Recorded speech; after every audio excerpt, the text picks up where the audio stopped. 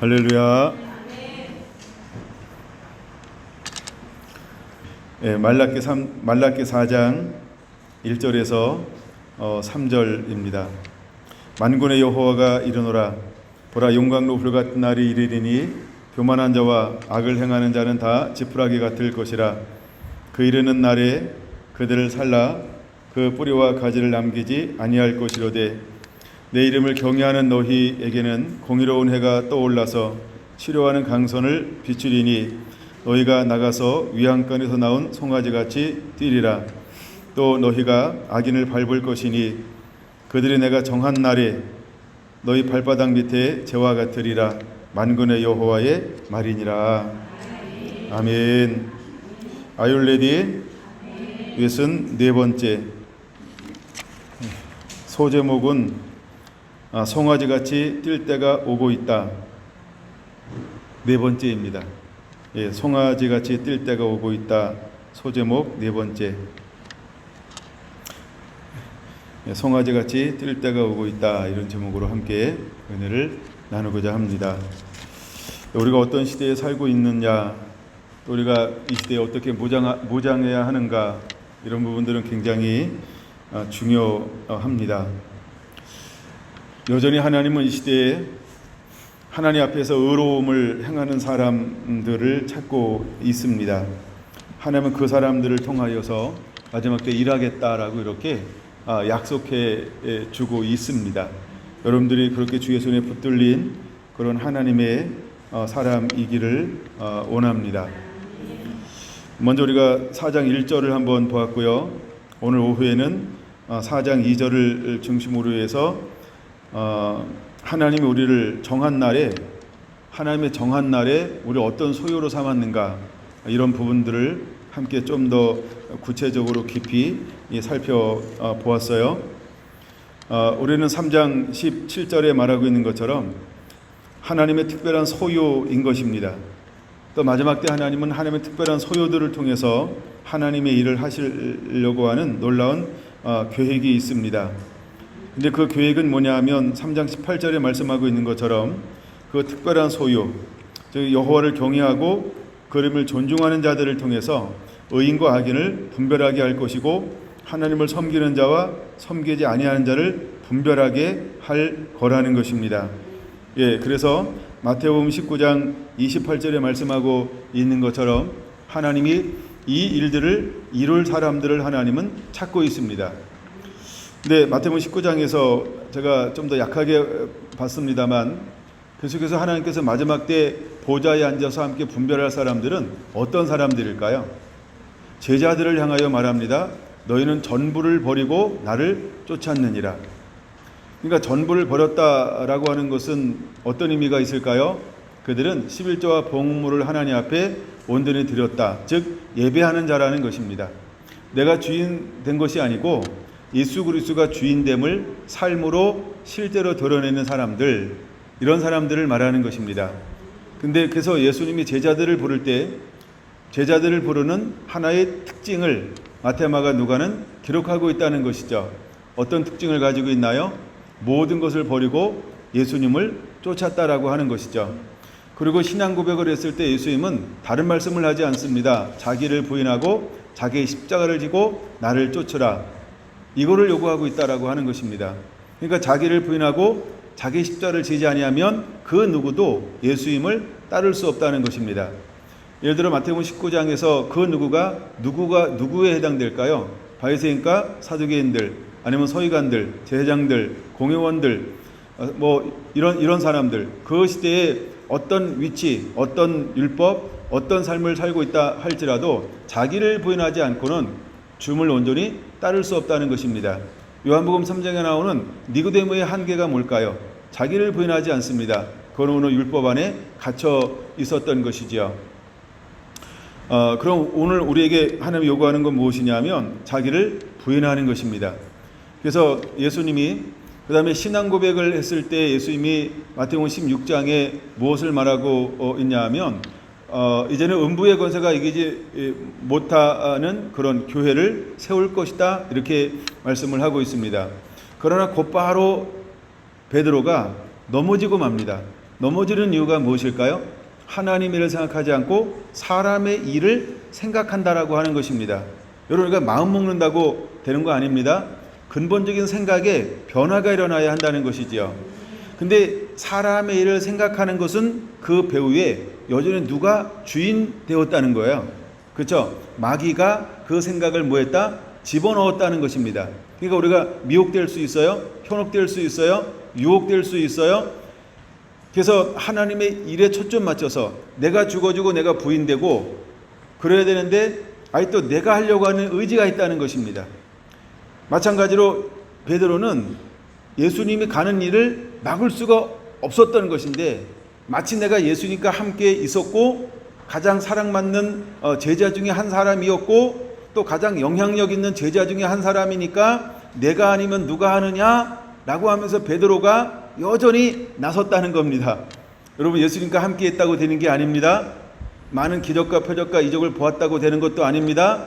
예수님께 직접 말씀을 먹었다, 함께 동고동락했다, 함께 합숙을 했다, 그것도 3년 이상, 그것 가지고 되는 게 아니라는 것입니다. 그럼 무엇이 그렇게 만들까요? 간단한 원리가 있습니다. 말씀이 우리 안에 영으로 풀어져야 합니다. 말씀이 우리 안에 영으로 풀어지지 않는 한 세상 어떤 경우도 그 길을 걸어갈 수가 없습니다. 두 번째, 진리의 영이신 보혜사 성령이 우리 안에 임하지 아니하면 여러분, 우리가 그 길을 걸어갈 수 없는 것입니다. 근데 마치 베드로는 예수님과 함께 있었으니까, 내가 지적 말씀을 먹었으니까 여기에 영생의 말씀이 있는데 우리가 니게로 가오리까 라고 고백했던 경험이 있으니까, 이렇게 과거적 경험을 말하는 거예요. 그냥 경험이 있었으니까 나는 갈 수 있을 거야, 난 할 수 있을 거야. 왜? 내가 예수님 앞에 부름받았는데 너는 사람을 어부가 되게 할 것이다. 내가 예수님 말씀을 듣고 바위마트로 수고하여 아무것도 없었는데 말씀에 의지하여 금을 내렸을 때 내가 기적을 체험한 사람이야. 그것 가지고 되지 않습니다. 그렇죠? 오병이의 체험 가지고 되지 않아요.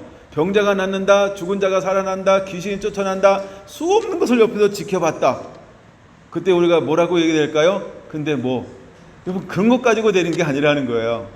그런 것 가지고 되는 게 아니라고 하는 거예요.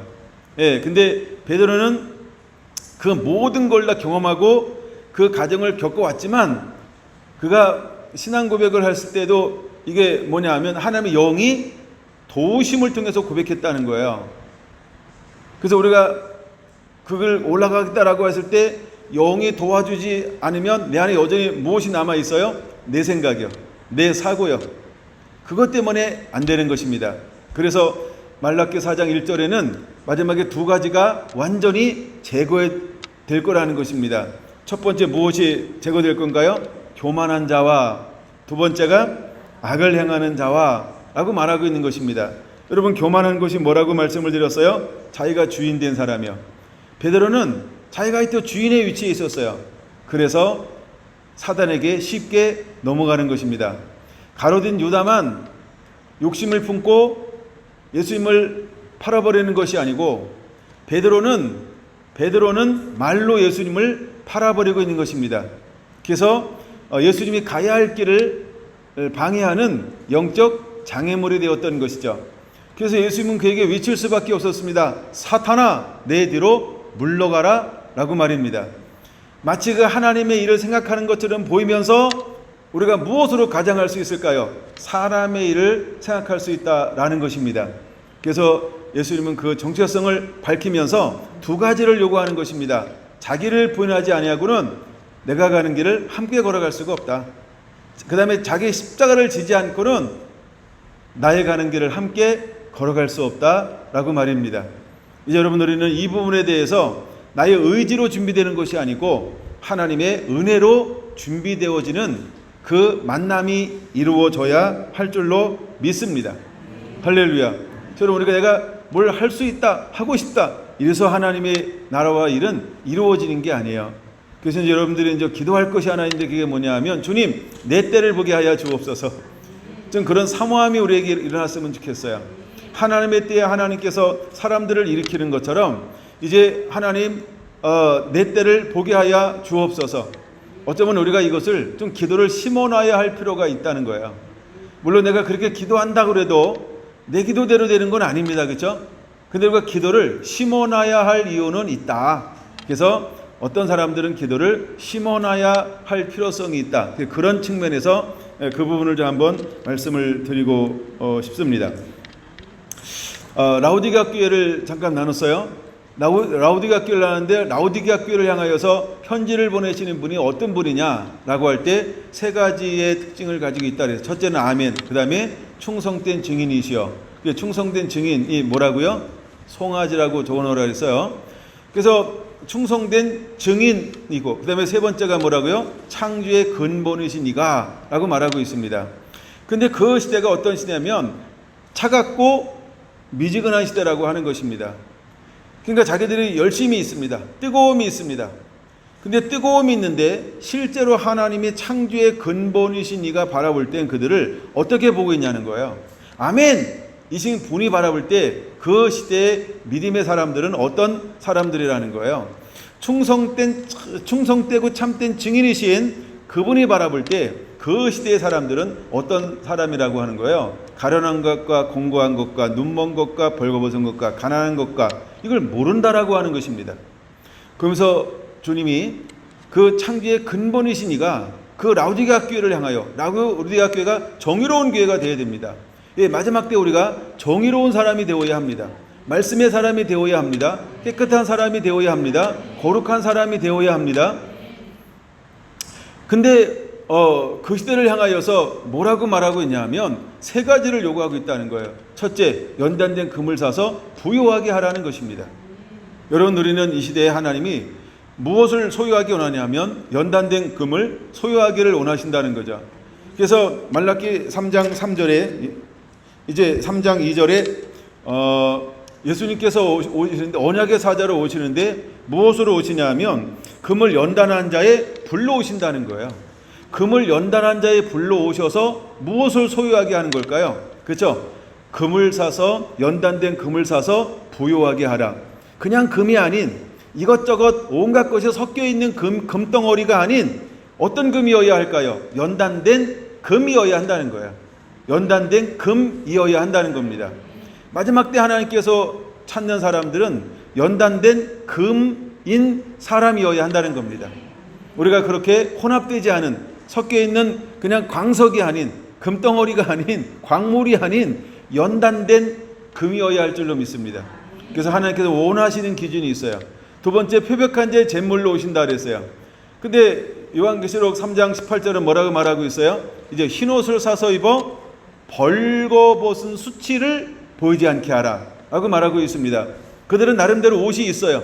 옷을 입고 있어요. 근데 그 행위가 어떤 행위를 가지고 있나요? 벌거벗은 수치를 드러내는 것과 똑같다라고 하는 것입니다. 그래서 요한계시록 19장에 보면 마지막 때 우리가 입은 세마포 옷이 있습니다. 근데 신랑이 오고 단장되어 때 우리가 어떤 곳으로 단장되어져야 할까? 빛나고 깨끗한 세마포 옷을 입어야 하는 것입니다. 물론 이 부분은 제가 오늘 많이 다루진 않을 겁니다만 빛나고 깨끗한 세마포 옷을 입을 때 우리가 어떤 은혜가 임해야 할까? 예를 들어 에베소서 5장에 보면 우리가 뭐라고 말합니까? 물로 씻어 말씀으로 깨끗하게 하시고 거룩하게 하사. 그렇죠? 예, 그래서 영광스러운 교회를 하나님이 세우기를 원하시는 겁니다. 그런 것처럼 여러분, 우리는 이제는 물로 씻은 희고 깨끗한 세마포 옷을 사서 입는 은혜가 우리에게 일어나야 하는 것입니다. 그래서 언약의 사자는 주의 오실 길을 오셔서 주의 오실 길을 예비하면서 마귀를 멸하면서 하나님의 사람을 콜링하면서 그들을 어떻게 했을까요? 잿물로 씻어 깨끗하게 했다는 것입니다. 그래서 불로 연단하는 금을 연단하는 자의 불로 표백한 자의 잿물로 오셔서 그들을 어떻게 했습니까? 깨끗하게 했다는 것입니다. 이것이 바로 초대교회 예수님을 따르는 제자들의 무리예요. 초대교회 예수님과 함께 했던 공동체는 예수님에 의해서 만지심을 당한 무리들이라고 하는 것입니다.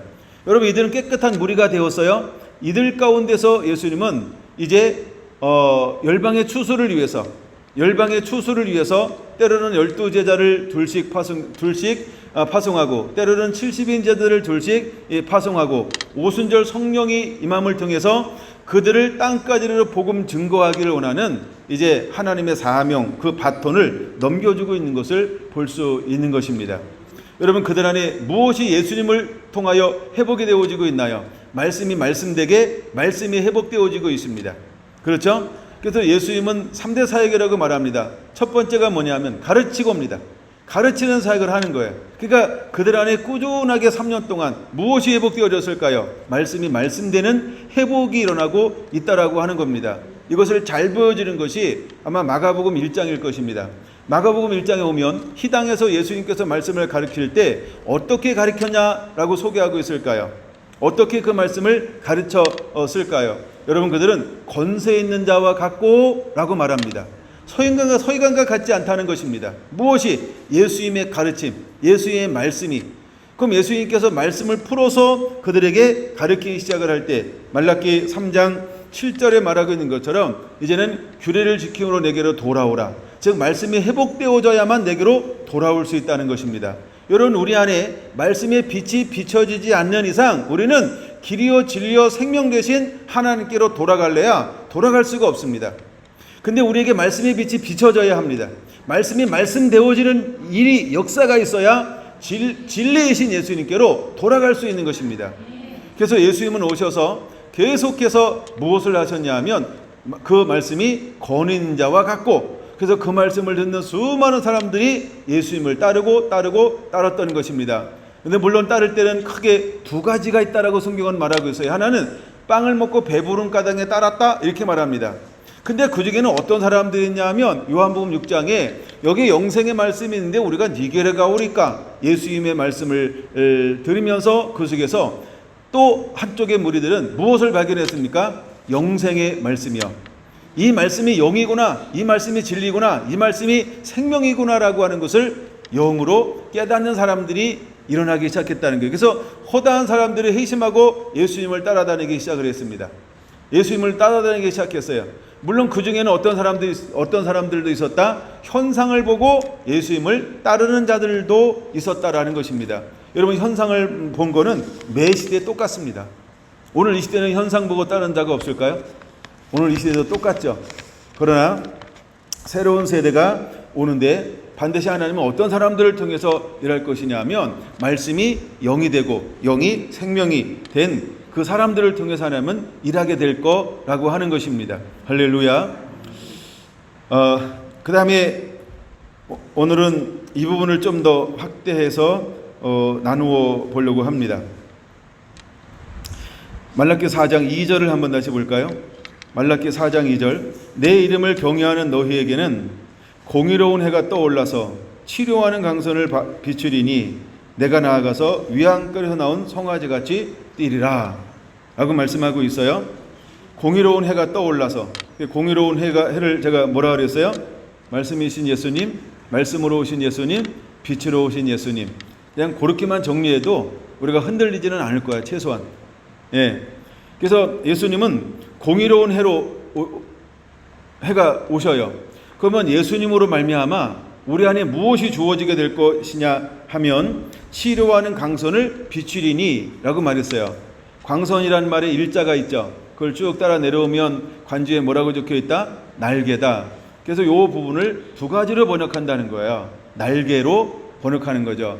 그럼 날개의 대명사는 무엇이냐 하면 출애굽기 19장에 말씀하고 있는 것처럼 하나님께서 이스라엘 백성들을 애굽에서 인도할 때 그 어떻게 인도했다? 강야로 날개로 품으셔서 인도했다라고 하는 것입니다.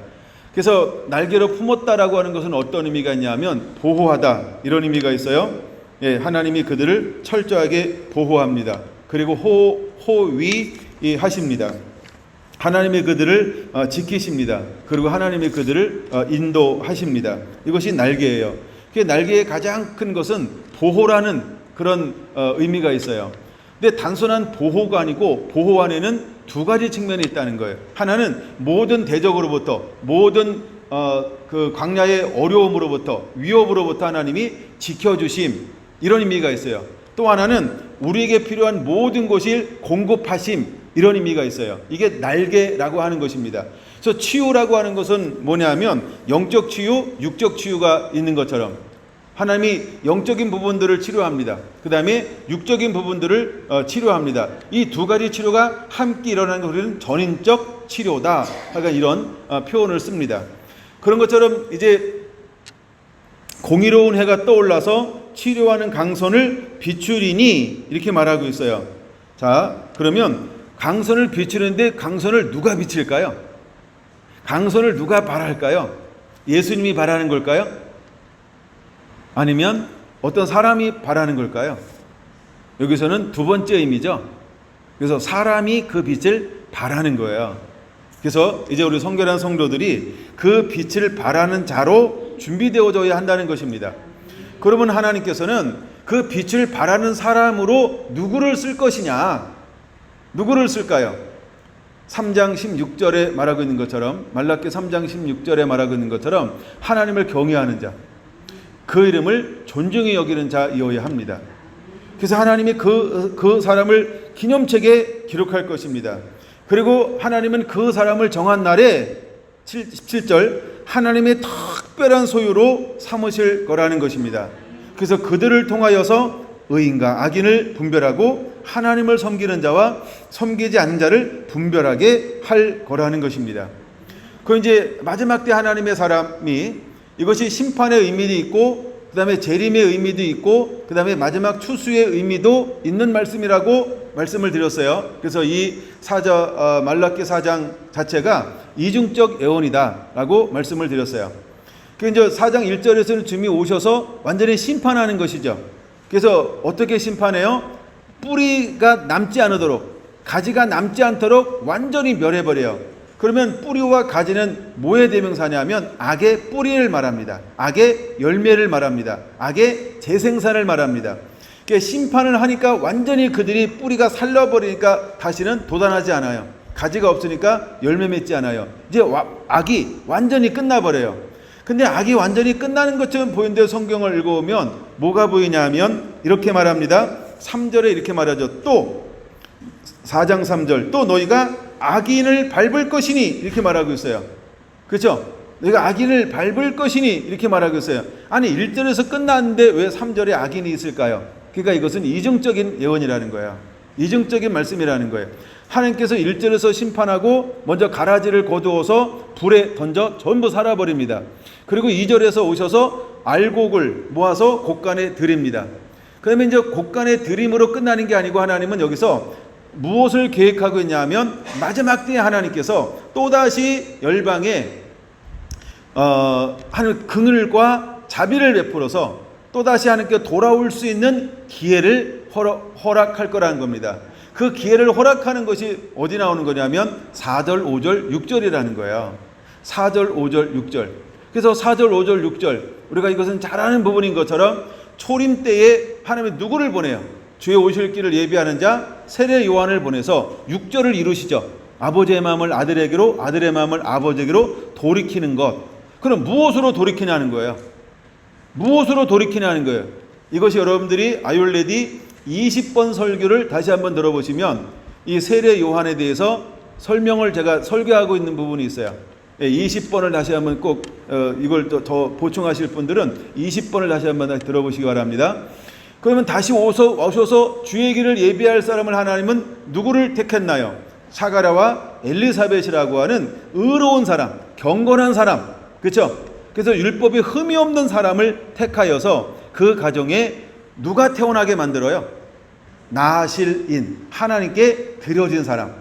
그래서 세례 요한은 어떻게 달아나냐 하면 태에서부터 하나님의 손에 붙들려 갈릴리로 와서 요단강에 와서 사역할 때까지 하나님의 능력에 붙들려, 그렇죠? 하나님의 능력에 붙들려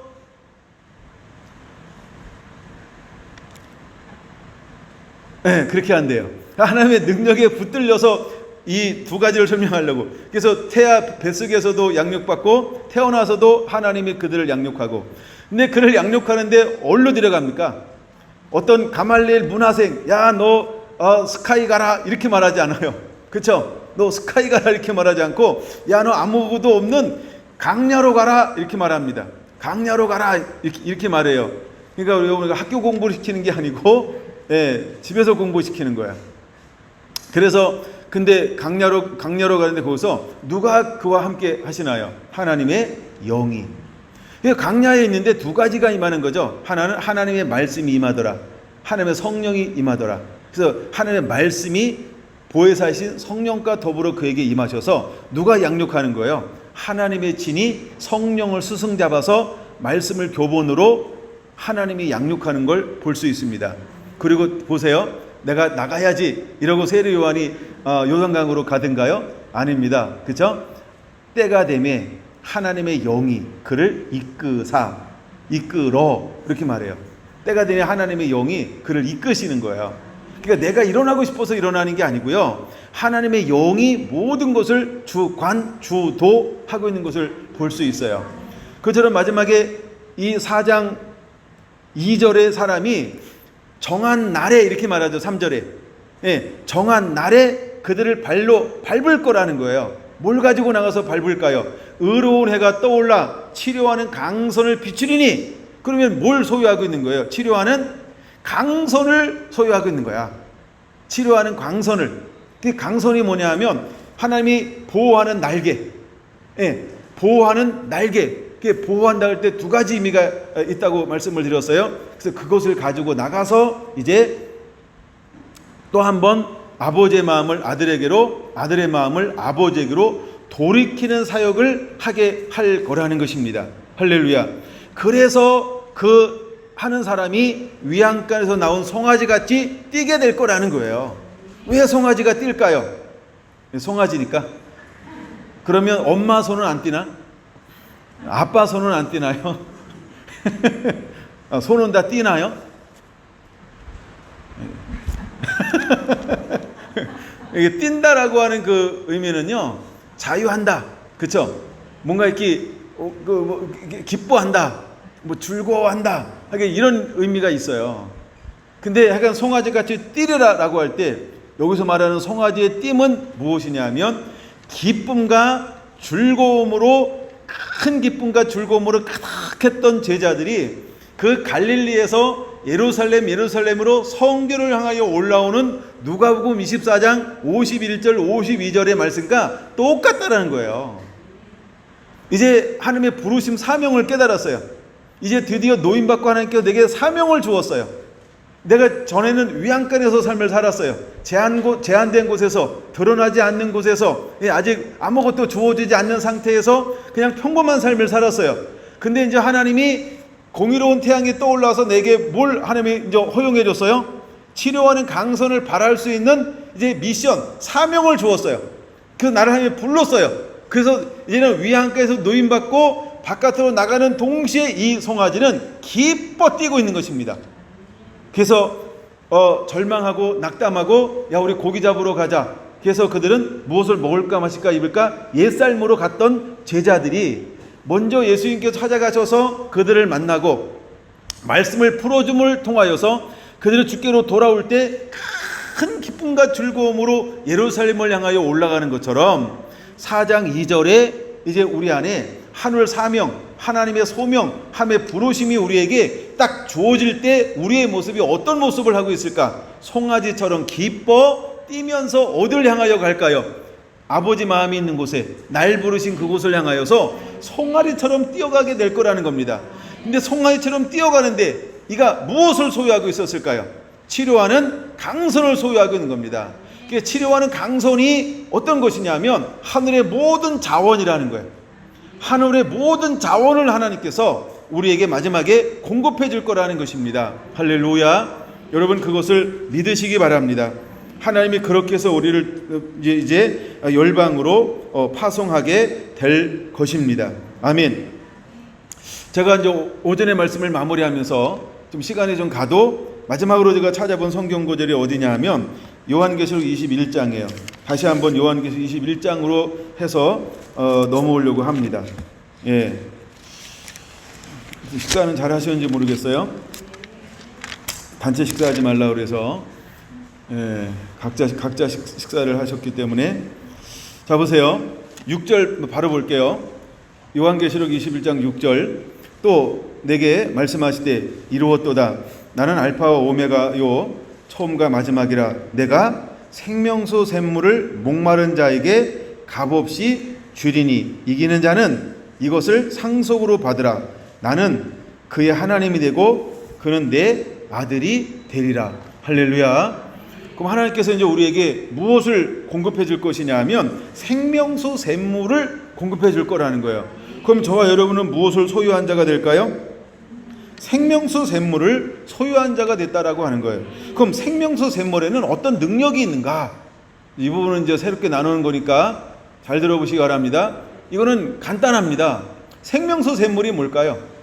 요한복음 4장, 요한복음 7장에 말하고 있는 것처럼 이제 내 배에서 생수의 강이 흘러나오리라. 요한복음 7장, 이것은 성령을 가리킴이니라 라고 말하고 있는 것처럼 생명수 샘물은 뭘까요? 그렇죠? 보혜사 성령님이죠. 근데 보혜사 성령님이 우리 안에 오셔서 무엇을 하는가? 보혜사 성령이 하는 일이 뭐예요? 파라클로테스, 우리를 돕는 자라는 거예요. 돕는 자. 근데 어떻게 도울까? 요한계시록 22장 1절에서 2절 봅니다. 요한계시록 22장이에요. 또 그가 수정같이 맑은 생명수의 강을 내게 보이니 라고 말합니다. 자, 생명수 샘물을 목마른 자에게 값없이 줄 겁니다. 이제 마지막 하나님께서 이 공의로운 해가 떠오르면 말라기 4장 2절에 여호와를 경외하는 이 사람에게 무엇을 값없이 줄 건가? 생명수 샘물. 그래서 그 배에서 뭐가 솟아날까요? 생명수 샘물이 솟아나. 그러면 이 사람은 뭘 소유한 거예요? 하나님의 성령을 소유한 거예요. 아멘. 그래서 22장 1절에 생명수 강을 내게 보이니 하나님과 어린 양의 보좌로부터 나와서, 아까 이제 보좌라고 하는 걸 좀 많이 다루었는데 그걸 여러분 기억해야 합니다. 2절, 그 길 가운데 흐르더라. 강 좌우편에 생명나무가 있어 12가지 열매를 맺되 달마다 그 열매를 맺고 그 나무 잎사귀는 만국을 치료하기 위하여 있더라. 아니, 왜 잎사귀를 일컬어서 뭐하는 용도라고 말하고 있어요? 만국을 치료하기 위하여 있더라. 그러면 만국을 치료하기 위하여 있는 잎사귀가 존재해야 될 이유가 있는 거예요? 없는데 있는 거예요? 필요가 있으니까 있는 거죠. 그러면 말라기 4장 2절 다시 한번 이제 머릿속에 잡고 봐야 돼요. 아니면 성경 왔다 갔다 해도 되고요. 왜 하나님께서 여호와를 경외하는 너희에게 공의로운 이제 해가 떠올라서 우리에게 뭘 비추리라고 말했어요? 치료하는 강선을 비추리니 너희가 나아가서 그들을 뭐 할 거라는 거예요. 그쵸? 이제 하나님이 그들을 통해서 위안끓여 나온 송아지 같이 뛸 거다라고 말하고 있어요. 이게 이해가 되시나요? 만국을 치료하는 이것이 어디에 있나요? 생명수 샘가에, 생명수 강가에. 할렐루야. 그래서 마지막 하나님의 사람들에게 치료하는 강선을 바란다라고 할 때 우리에게 무엇을 옷 입혀줄까요? 하나님의 성령으로. 그래서 우리를 생명수 샘가를 유업으로 하나님의 그에게 간직하게 만들 겁니다. 그러고 난 다음에 뭘로 하는 거예요? 열방으로 파송하는 거예요. 파송하는데 그가 뭘 가지고 나간다고요? 12가실이 있어요. 그렇죠? 12가실이 있어요. 달마다 새로운 가실을 하나님께서 공급하는 그 12가실을 가지고 나가요. 그리고 잎사귀가 있는데 잎사귀는요, 만국을 치료하기 위해서 있더라 라고 말하고 있어요. 그럼 치료라고 하는 게 뭐냐? 이것은 여러분들이 제가 지난번에 이제 예배라고 하는 것을 가지고 말씀을 나눴던 5편을 다시 한번 들어봐야 돼요. 그래서 하나님께서 우리를 인도할 때 필요한 모든 것들을 뭐 하시는 하나님? 공급하시는 하나님. 그렇죠? 채우시는 하나님이라고 하는 거예요. 그 안에 그래서 치료라고 하는 것은 단순히 어떤 우리가 힐링만 말하는 게 아니에요. 질병에서 치료하는 그게 아니고 모든 게 날개라고 하는 것은 모든 걸 다 보호하고 필요를 채우는 2가지 양명성이 있는 것처럼 열국을 잎사귀는 2가지 의미가 있다라고 하는 겁니다. 여러분 실제로 잎사귀가 하는 일이 뭐냐 하면 잎사귀가 만국을 치료하기도 하죠. 우리 한의사님. 예. 아니 잎사귀로 치료하는 게 얼마나 약재로 쓸 수 있는 게 많아요. 우리가 잎사귀를 말려서 차로 끓여 먹는 거 얼마나, 예? 그거 먹으면 거기 있는 그 영양분 딱 우리가 그냥 하잖아요. 70% 흡수하잖아요. 막 흡수하잖아요. 그다음에 잎사귀가 하는 일이 뭐냐? 강압성 작용을 하죠. 그렇죠? 잎사귀가 하는 게 뭐냐? 나무를 나무되게 만드는 거예요. 그러니까 서로 생명을 주고 서로 살아가게 하는 상호 이 보완적인 엄청난 이런 그 작용을 하고 있는 것이 잎사귀가 하는 역할이라는 거예요. 근데 이 잎사귀가 만국을 치료한다 그랬어요. 잎사귀가 만국을 치료한다라고 말하고 있어요. 근데 여러분 이 잎사귀가 어디에 심겨져 있는 거예요? 생명수 샘가에. 그럼 이 잎사귀가 마를까요? 마르지 않을까요? 그러면 늘 푸르르죠. 그렇죠? 늘 푸르르죠. 늘 푸르르다라고 하는 건 뭐예요? 끊임없이 그렇죠? 만국을 치료하는 이 어떤 영향력을 쉼없이 발휘할 수 있다. 이런 의미가 있다는 거예요. 제가 아직 이 만국을 치료하는 이것이 완전히 사실은 제가 안 풀렸어요. 계속 묵상하는데 이게 내 안에 깔끔하게 풀리지가 않아요. 그래서 계속 묵상하고 있어요. 사실 그 자료를 찾아보는데 뭐 이걸 도와주는 게 없어요. 그러니까 이거 제가 계속 고민합니다. 왜 하나님 만국을 치료하는 잎사귀라고 말하나요? 왜 잎사귀는 만국을 치료하는 거라고 말을 하나요? 근데 이 부분이 어디에 소개가 되어지고 있냐면 에스겔서 47장에도 동일하게 이 부분에 대해서 이렇게 다루고 있어요. 에스겔 47장 갔다 올게요. 에스겔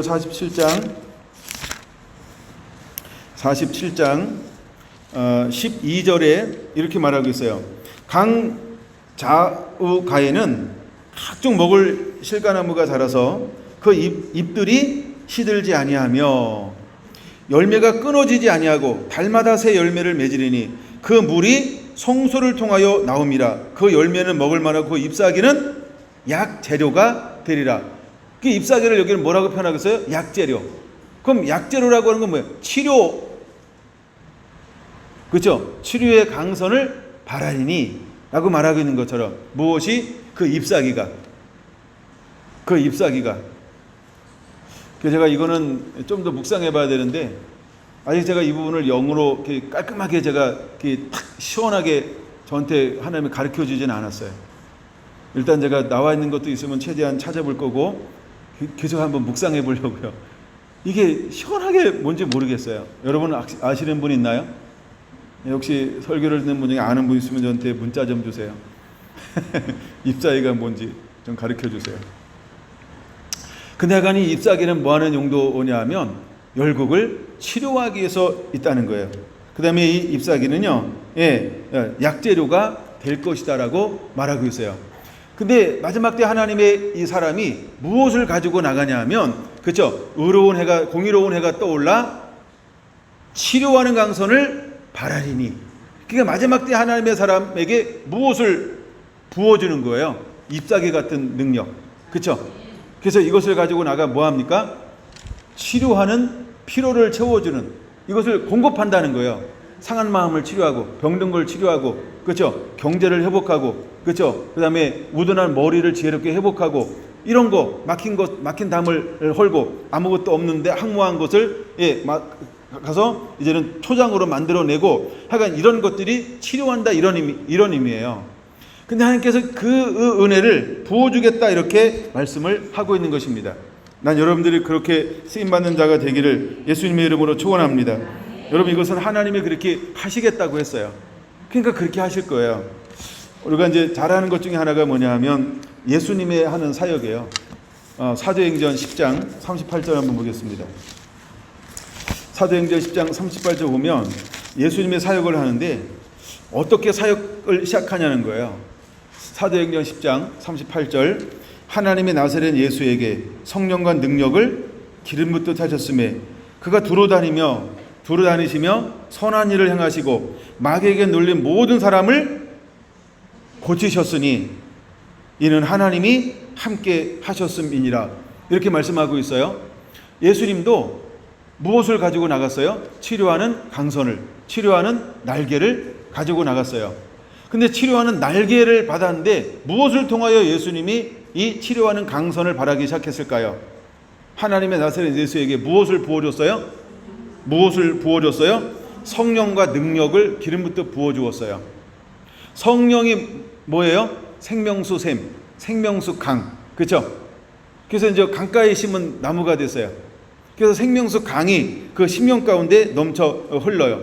생명수 강이 넘쳐나는 동시에 그에게 또 하나 주어지는 게 뭐예요? 능력, 하나님의 권능이 나타나기 시작을 했어요. 그래서 성령과 능력을 기름을 또 부었어요. 그래서 그것을 가지고 그가 뭐 하기 시작했습니까? 그가 도로 다니시면 뭐예요? 나아가. 그렇죠? 도로 다니시면 나아가. 똑같죠? 그러면서 하시는 일이 뭐냐 하면 선한 일을 행하시고 마귀에게 눌린 자를 고치시고, 할렐루야. 그러면은 이 땅에 우리가 잃어버린 거, 빼앗긴 거, 병든 거, 가난한 거, 그 다음에 마땅히 우리가 알아야 될 걸 모르는 거, 막힌 거, 이건 전부 배후에 누가 하는 거라는 거예요? 마귀가 하는 거예요. 이거를 성경은 뭐라고 표현하고 있어요? 악이라고 표현한 거예요. 악. 그래서 악인과 선인이 분별하는 겁니다. 하나님을 섬기는 자와 섬기지 않는 자가 있다라고 하는 것입니다. 그래서 예수님은 그것을 전부 뭐 하셨다고요? 마귀에게 눌린 모든 사람을 고치셨으니 라고 말하고 있는 것입니다. 그러면 마지막 때 이제 말라기 4장 2절에 하나님은 어떤 사람을 일으킬 것이냐, 예수님이 이 사역을 한 것처럼 마지막 때에도 하나님은 어떤 사람을 일으킬까요? 이 사람을 일으킬 거라는 거예요. 근데 이 사람의 기본 성품이 뭐라고요? 여호와를 경외하는 너희에게, 하나님의 이름을 존중히 여기는 너희에게, 하나님의 특별한 소유로 삼은 너희에게 하나님이 이것을 허락하겠다는 거예요. 근데 이것을 누구 안에서 허락하는 겁니까? 공의로운 해가 떠오르는 것처럼. 공의로 오신 분이 누구라 그랬어요? 공의로운 해가 말씀으로 오신 예수님, 빛으로 오신 예수님. 그래서 예수님 안에서 예수님이 이제 그에게 무엇을 무엇을 나누어 줄까요? 치료하는 강선을 비추도록. 그래서 위안가에 나와서 송아지같이 뛰면서 온통 열방을 돌아다니면서 다시 오실 주의 길을 열어가게 될 거라는 것입니다. 할렐루야. 이제 우리 성결한 성도들이 이때에 이 사역을 감당할 수 있도록 영적으로 준비가 되어져야 할 줄로 믿습니다. 아멘. 자, 이제 한번 이 날개의 능력을 좀 한번 구체적으로 몇 가지만 살펴볼게요. 예, 마가복음 6장을 보겠습니다. 마가복음 6장. 이 치료하는 강선의 이 능력을 한번 좀 살펴보겠습니다. 이제 치료하는 강선, 그렇지 않고 이 날개의 능력, 이렇게 한번 붙여볼게요. 이 날개의 능력에 대해서 한번 살펴보려고 합니다. 마가복음 6장 보셨죠? 7절부터 13절까지를 보려고 합니다. 12제자를 부르사 둘씩 보내시며 더러운 귀신을 제어하는 권능을 주시고 명령하시되 여행을 위하여 지팡이 위에는 양식이나 배낭이나 전대의 돈이나 아무것도 가지지 말며 신만 신고 두 벌 옷도 입지 말라 하시고 라고 말합니다. 그럼 여러분, 우리가 이제 치료하는 강선을 가지고 위안가에 나온 송아지같이 뛰며 나갈 때 주님께서 우리에게 먼저 부분적인 것을 예수님께서 나누어 줬을 때도 그들이 무엇을 가지고 어떻게 사역하기를 원하고 있는가. 7절에 무엇을 가지고? 권능을 가지고. 그 다음에 어떻게 사역하기를 원하세요? 아무것도 가지지 말고 가라는 거예요. 그렇죠? 아무것도 가지지 말고 가라는 거예요. 그러면서 10절 어디서든지 누구의 집에 들어가든지 그곳을 떠나기까지 거기 유하라. 어느 곳에든지 너희를 영접하지 아니하고 너희 말을 듣지도 아니하거든 거기서 나갈 때 발 아래 먼지를 떨어버려 그들 중에 증거를 삼으라 하시니 제자들이 나가서 회개하라 전파하고. 아니 치료하는 강선을 바라라 이랬더니 그들이 치료하는 강선을 바라는데 뭘로 강선이 발사되고 있던가요? 회개하라 이 강선으로 그들에게 보여줬어요. 그랬더니 그들이 어떤 일이 일어납니까? 많은 귀신을 내쫓으며 많은 병자에게 기름을 발라 고치더라. 할렐루야. 그럼 여러분, 이제 우리가 송아지같이 뛸 때가 올 것인데 우리가 무엇을 가지고 나간다고요? 이거 제가 지지난 시간에 말씀드렸죠? 복음을 들고 나가게 될 것이다. 똑같은 거예요. 제자들이 복음 들고 나가서 첫 번째 하는 게 뭐예요? 회개하라. 왜 먼저 회개가 필요할까요? 왜 회개가 먼저 필요할까요? 말라기 4장 1절의 사람들에게 이제 우리가 나가는 거예요. 그래서 그냥 말라기 4장 3절에 이제 누구한테 나간다고 전제하고 있어요? 너희가 악인을 밟을 것이니, 그렇죠? 너희가 악인을 밟을 것이니 그들이 정한 날에 너희 발바닥 밑에 재와 같으리라. 이제 우리가 이기고 또 이기고 또 이기게 될 거예요. 그래서 그들을 뭐를 부술 거예요? 머리를 부수게 될 거예요. 그러면 이제 마지막 그들에게 기회를 주는 거죠. 그래서 그들에게 다시 돌아올 기회를 주는 거죠. 사실 말라기 4장 6절 자체가 기회를 주는 거죠. 아버지의 마음을 아들에게로, 아들의 마음을 아버지에게로 돌리키지 아니하면 뭐가 임할 거예요? 저주가. 이 말이 뭐냐면 마지막 기회다, 이런 의미가 있어요. 마지막 기회다, 이런 의미가 있어요. 그래서 이제 하나님의 사람들을 일으키기 원하는 게 뭐냐면 다시 오시기 전에 다시 한번 열방 가운데 하나님의 빛들로 일어나는 사람들을 일으켜서 이 복음을 증거하게 할 거라는 거예요. 근데 마치 예수님께서 12제자를 한번 파송해 봤던 것처럼. 근데 어떻게 파송합니까? 권능을 주시고 파송하신 거예요. 그래서 너희가 아무도 가지고 가지 마라. 어디로 가니 영접하는 곳에 머물고 영접하자면 발에 있는 먼지를 떨어버리고 떠나라. 그래서 그들에게 외치는데 뭐라고 외칩니까? 회개하라, 이거예요. 이걸 우리가 이제 마태, 마가, 누가, 요한을 말하면은 회개하라, 천국이 가까웠느니라. 그래서 세례 요한이 일석이 뭐라 그랬어요? 회개하라, 천국이 가까웠느니라. 그럼 마지막 때 일어나서 그 치유의 강선을 바랄 때 우리가 나사렛 예수의 이름으로 멸의 모든 질병은 나을지어다, 이렇게 할까요? 그게 아니라는 거예요. 그렇죠? 치유가, 어떤 치유가 먼저 일어나는 거예요? 내 영혼이 잘된 같이 범사가 잘되고 강건하기를 원한다 해서 말씀이 회복되어지는 거예요. 그래서 우리가 돌아오는 방법, 말라기 3장 7절 무엇이 먼저 회복된다? 주례를 지켜 행함으로 내게로 돌아오라라고 하는 것처럼 먼저 아버지와 나 사이에 말씀이 회복되어져야 한다는 거예요. 말씀이 회복되면 전적으로 무엇이 회복된다? 11조와 봉헌물이 회복되는데 11조와 봉헌물은 무엇이다? 예배가 회복되어진다. 그래서 이제 일어나 치유의 강선을 바라는데 나가서 제일 먼저 하는 게 뭐냐면 회개하라, 회개의 복음을 준 거예요. 근데 회개하라고 전파하는데 하나님의 그 사람에게 무엇을 줬냐면 이제 날개를 줬잖아요. 날개. 치유하는 그 날개 강선을 줬잖아요. 그 강선에는 능력이 있어. 그 날개에는 능력이 있어요. 능력이 있어요. 마치 예수님께서, 하나님이 예수님에게 성령과 능력을 기름 붓듯 부으셨던 것처럼 이제 그 시대에 하나님 일어나서 사역하는 사람에게도 뭘 부어줄 것이냐면 성령과 능력을 부어서 사용하게 될 거라는 것입니다. 여러분, 예수님도 공생에 살기 전에는 뭐가 없었어요? 성령도 능력도 안 나타났어요. 근데 성령을 받고 공생애를 시작하는 동시에 그는 하나님 앞에 어떤 존재가 되어야 할까? 레위기 10장 1절, 2절에 말하고 있는 것처럼 하나님 앞에 거룩함이 돼야 돼. 거룩함이 돼야 돼. 근데 그냥 거룩함이 되는 게 아니고 하나님의 그에게 무엇을 보여줬어요? 성령을 부어줌을 통하여 이제는 넌 내 앞에 거룩한 존재가 되라 라고 하는 것처럼 그는 거룩한 존재가 되었어요. 그래서 그는 한 번도 자기가 앞선 적이 없으신 분이 예수님이에요. 그래서 베드로전서 후서에 말하고 있는 것처럼 점도 없고 흠도 없이 사역을 완성하신 분이 예수님인 거예요. 제가 오늘 오전에 시간이 없어서 그냥 건너뛴 것이 히브리서 10장이에요. 우리가 히브리서 10장을 다시 한번 봐야 될 이유는 분명히 있는데 제가 시간이 없어서 그냥 건너뛰었는데, 하여간 예수님이 이 땅에 오셔서 그 단번에 하는 순종함을 통해서 우리를 모든 죄에서 구원해냈다는 것입니다. 이제 하나님은 우리를 그렇게 사용하실 거라는 거예요. 난 여러분들께 주의 손에 붙들린 도구가 되기를 예수님의 이름으로 축원을 드립니다. 할렐루야, 할렐루야. 그래서 여러분, 12제자도 예수님께서 누가복음 24장 다시 한번 볼게요. 누가복음 24장 여러분 다시 한번 잘 보세요. 우리 예진점이 잘 보고 있죠?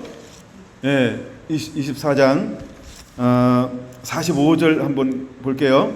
이에 마음을 열어 성경을 깨닫게 하시고 또 이르시되 이같이 그리스도가 고난을 받고 제3일에 죽은 자가 살아나실 것과 또 그 이름으로 제사함을 받게 하는 회개가 예루살렘부터 시작하여 모든 족속에게 전파될 것이 기록되었으니 너희는 이 모든 일의 증인이라. 49절이 포인트예요. 볼지어다 내가 내 아버지께서 약속하신 것을 너희에게 보내리니 너희는 위로부터 능력으로 입혀질 때까지 이 성에 머물러라 하시고. 할렐루야. 이런 포인트가 뭐냐 하면 위로부터 능력이 임할 때까지 이 성에 머무르는 거예요. 아멘.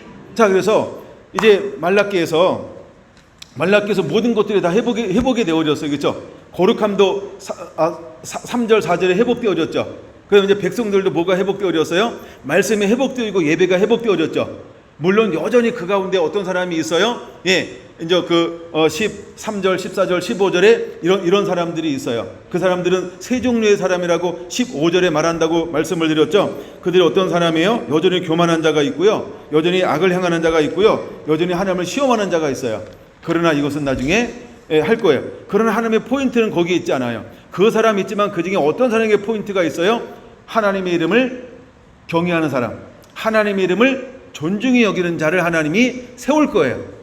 그래서 그들을 통해서 하나님은 특별한 소유로 삼을 거예요. 그래서 그들을 통하여 뭐 하실 것이다? 18절에 말하고 있는 것처럼, 이제는 의인과 악인을 분별하는 도구로, 그 다음에 하나님을 섬기는 자와 섬기지 않는 도구로 하나님이 사용하실 거예요. 그래서 여전히 3장 13절, 4절, 5절 같은 사람들 하나님께서 어떻게 할 거예요? 4장 1절 같이 완전히 불살라 버릴 거예요. 완전히 불살라 버릴 거예요. 이 사람은 더 이상 찾을 수가 없게 될 겁니다. 그런데 하나님이 4장 2절에서 이제 또 하나 어떤 사명을 주실 거예요? 누구를 일으킬 거예요? 4장 2절에 어떤 사람을 일으켜요? 경외하는 그 사람들 가운데 하나님의 공의로운 해를 떠올라서 치료하는 강선을 비추게 하는 사람으로 하나님이 이 사람을 일으킬 거라는 거예요. 그래서 그들을 위안간에서 이제 나온 송아지같이 뛰는 새로운 사역으로 큰 기쁨과 즐거움을 가지고 일어나는 하나님의 사람들을 일으키게 될 거라는 것입니다. 할렐루야. 이제 우리 안에 이런 은혜가 부어지게 될 것입니다. 여러분, 이것을 사모하시기 바랍니다. 그리고 이제는 하나님 나를 사용하여 주옵소서, 이렇게 기도하세요. 주여, 내 때, 이제 하나님의 때, 이 때를 하나님 만나게 하여 주옵소서. 여러분, 이렇게 기도할 이유가 있습니다. 여러분, 기도해야 할 줄로 믿습니다. 난 그렇게 기도했으면 좋겠습니다. 그렇게 기도하시기를 바랍니다. 그래서 누가복음 24장에 이제 위로부터 능력이 입혀질 때까지 이 성에 머물러라라고 말하고 있습니다. 그러니까 우리가 그냥 나가는 게 아니죠. 그래서 치료하는 강선을 비춰주셨을 때, 하나님의 권능의 날개로 우리에게 옷 입혀줬을 때 우리가 나가서 무엇인가 할 수 있다라고 하는 겁니다. 여러분, 우리는 그냥 나가면 아무것도 할 수 없어요. 그러나 하나님의 능력과 권능을 우리가 입혀주셔서 나가서 사역하게 하시면 하게 될 줄 믿으시기 바랍니다. 근데 송아지가 뭐냐라고 할 때 52절 53절 다시 보세요. 누가복음 24장. 그들이 그에게 경배하고 큰 기쁨으로 예루살렘에 돌아가 늘 성전에서 하나님을 찬송하니라. 큰 기쁨으로 예루살렘에서 올라가는 제자들의 발걸음이 마치 어떤 모습일까? 마치 위안가에서 나온 송아지같이 그런 기뻐하며 뛰고 있는 모습이라고 하는 것입니다. 물론 여러분, 우리가 사역과 사명에 주어지면 이제 성령이 임하면 더 놀랍게 뛰는 모습을 보게 될 것입니다. 사도행전으로 날개의 능력을 좀 더 살펴보겠습니다. 그냥 사도행전을 보세요. 사도행전 2장 37절. 그들이 이 말을 듣고 마음에 찔려 베드로와 다른 사도들에게 물어 이르되, 형제들아, 우리가 어찌할꼬 하거늘. 베드로가 이르되, 너희가 회개하여 각각 예수 그리스도의 이름으로 세례를 받고 죄사함을 받으라. 그리하면 성령을 선물로 받으리니 이 약속은 너희와 너희 자녀와 모든 먼데 사람 곧 주 우리 하나님이 얼마든지 부르는 자들에게 하신 것이라. 할렐루야. 이런 놀라운 일이 일어날 것입니다. 여러분, 베드로가 나가서 뭐 하기 시작했어요? 복음을 증거하기 시작했어요. 회개하라, 빛을 발하기 시작했어요. 치료하는 강선을 발하기 시작했어요. 근데 한 번도 그 인생 가운데 일어나지 않았던 놀라운 일이 일어났어요. 아니, 거기 모였던 3,000명이요 이구동성으로 베드로에게 와서 바지를 잡는 거야. 우리를 도와달라고, 나를 좀 도와달라고. 뭐라고 하면서 도와달래요? 그럼 우리가 어떻게 해야 되냐, 그 방법을 좀 가르쳐달라고. 여러분, 우리가 나가서 이제 막 빛을 발하기 시작하잖아요. 치료하는 강선을 발하기 시작하잖아요. 그럼 반드시 여러분들이 이제 하나님의 시행명령에 떨어지고 밖으로 나가면 사람들이 붙게 돼 있어요. 그게 이사야 60장과 똑같은 현상이 일어나요. 사람들이 붙게 돼 있어요. 왜 사람들이 빛 가운데 돌아올까요? 여러분들이 빛이 있는 걸 압니다. 그렇죠? 왜 수많은 사람들이 예수님을 따라다닐까요? 그에게 뭐가 있어요? 권위 있는 가르침과 능력이 있어요. 딴 데서 먹을 수 없고 맛볼 수 없는 새로운 것이 있어요. 사람들은 거기에 따라오고 반응을 보이게 돼 있어요. 마찬가지로 4장 2절처럼 이제 여호와를 경외하는 너에게 이제 공의로우신 해가 떠올라 해가 비침을 통해서 우리가 하나님 우리에게 어떤 권능을 부어주냐 하면 열방을 치료하는 치료의 강선을 가지고 나가게 만들 거예요. 그래서 우리가 일어날 거예요. 송아지처럼 뛴다 이 말. 송아지가 뭘 소유하고 있을까요? 송아지가 제가 뭐라고 설명했는데 송아지가 뭐라 그랬죠?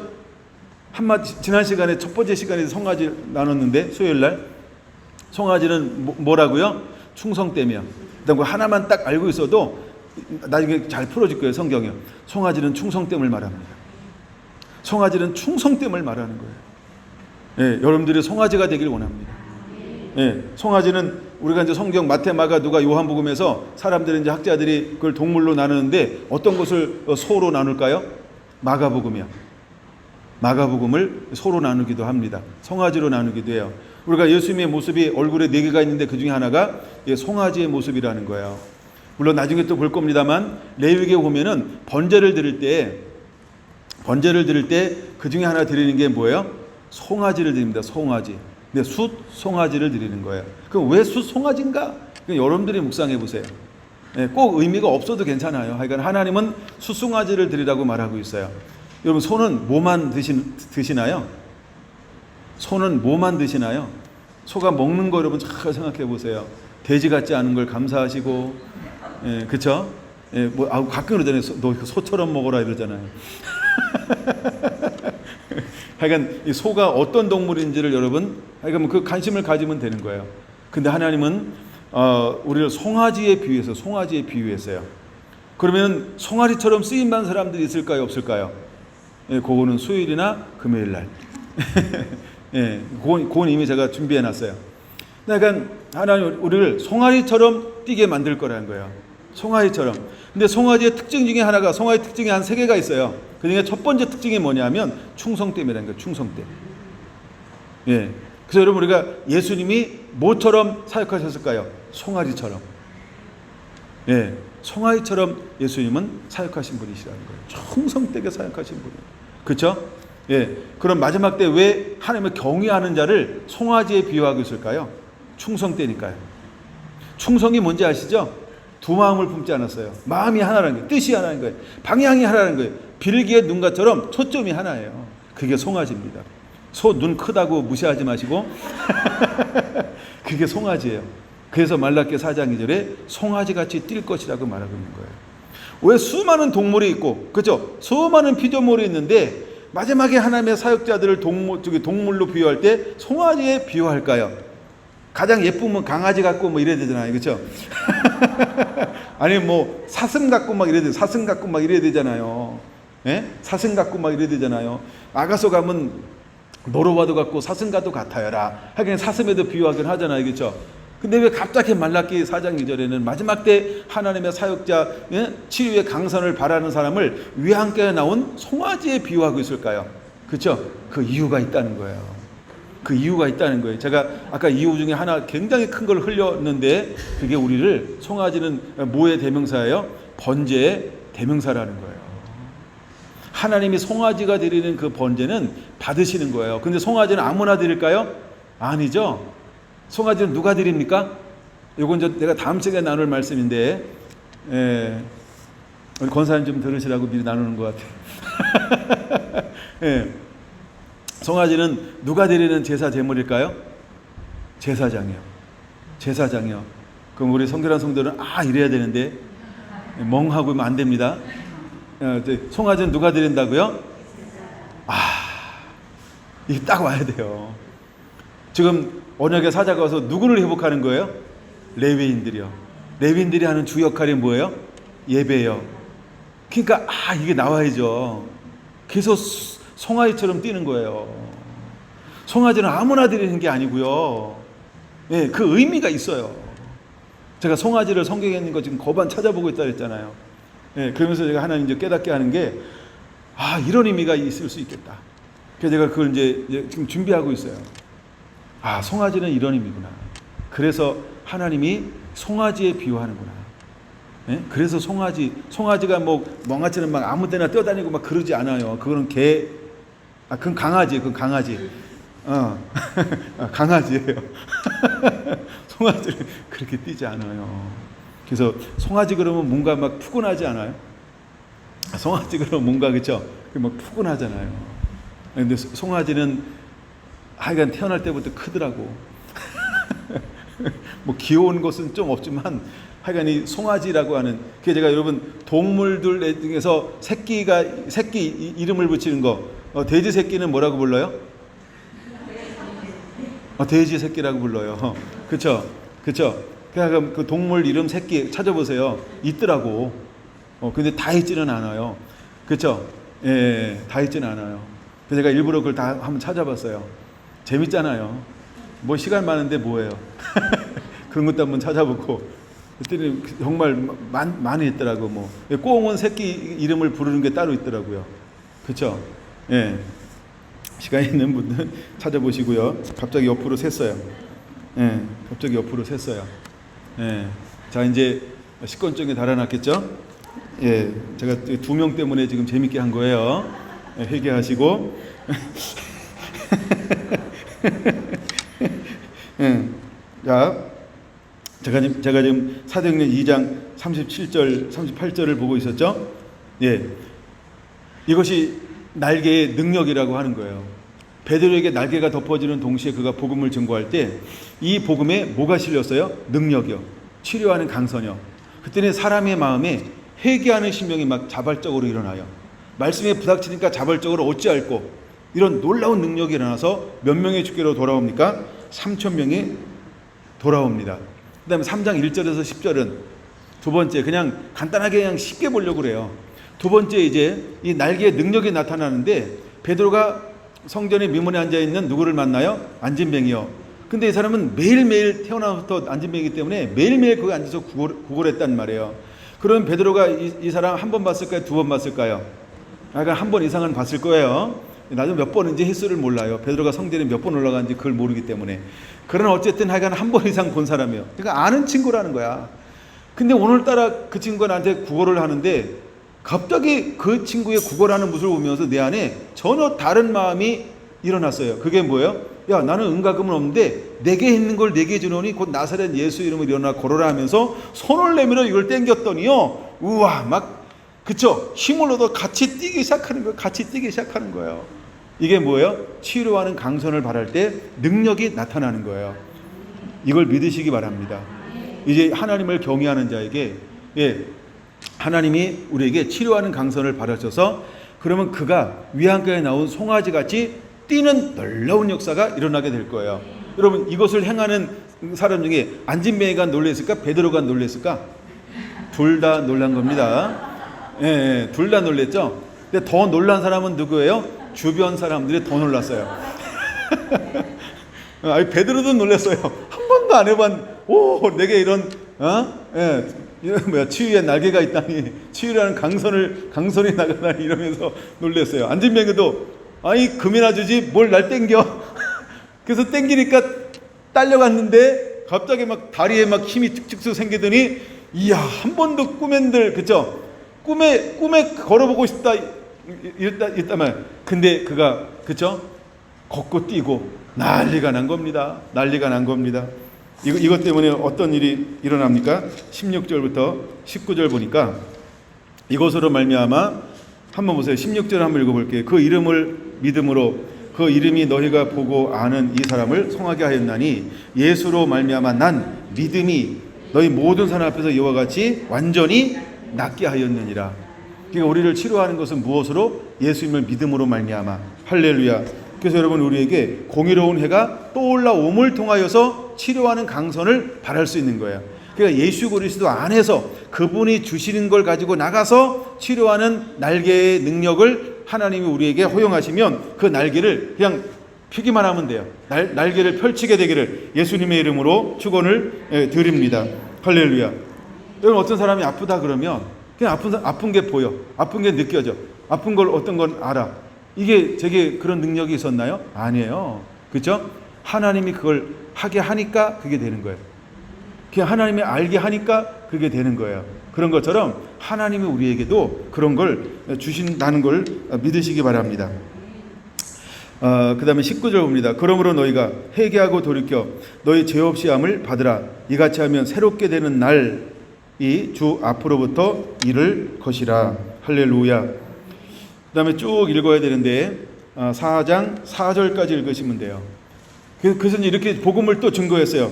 그랬더니 4장 4절 말씀을 들은 사람 중에 믿는 자가 많으니 남자의 수가 약 5천이나 되었더라. 할렐루야. 여러분, 이것이 뭐냐면 날개의 능력이라는 거예요.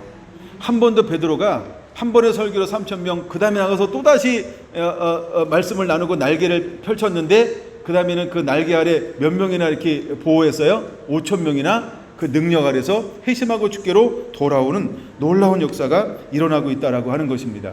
이게 뭐예요? 날개의 능력이라는 거예요.